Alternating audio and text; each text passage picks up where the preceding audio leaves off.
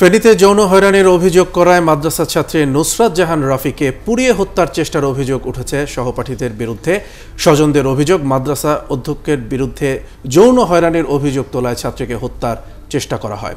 ঢাকা মেডিকেলের বার্ন ইউনিটের চিকিৎসকরা জানিয়েছেন, শরীরের ৭৫% পুড়ে যাওয়ায় রাফির অবস্থা আশঙ্কাজনক।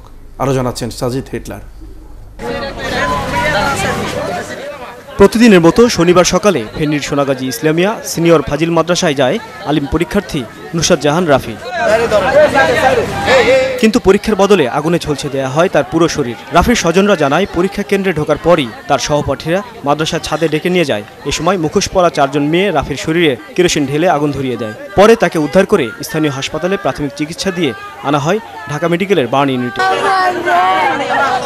স্বজনদের অভিযোগ, গত ২৭শে মার্চ মাদ্রাসার অধ্যক্ষ সিরাজউদ্দৌলা রাফিকে তার কক্ষে ডেকে যৌন হয়রানির চেষ্টা চালায়। পরে রাফির মা এই ঘটনা নিয়ে মামলা করলে ওই রাতে আটক হন অধ্যক্ষ সিরাজউদ্দৌলা। এতে ক্ষুব্ধ হয়ে অধ্যক্ষের অনুগত লোকজনই রাফিকে আগুন দিয়ে হত্যার চেষ্টা চালায়। মেয়েদের হাতে এবং পায়ে মোজা ছিল, মুখে চশমা ছিল, চোখে চশমা ছিল।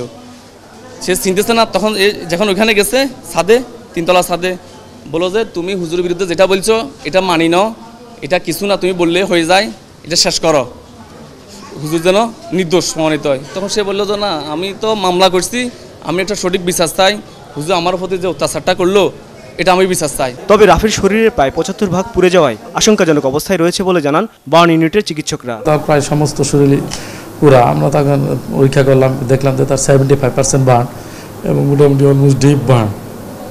আমরা তারপরে ম্যানেজ করছি এবং ইয়েতে নিয়ে তার সিভিল লাইন দিয়ে আমরা এখন আইসিতে পাঠিয়ে দেবো। কিন্তু আসলে যেহেতু 70% বার্ন, তার আসলে খুবই 75, এই জন্য তার আসলে খুবই আশঙ্কা।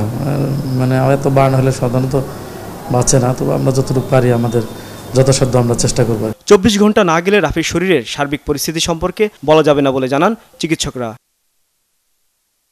সাজিদ হিটলার, ৭১, ঢাকা।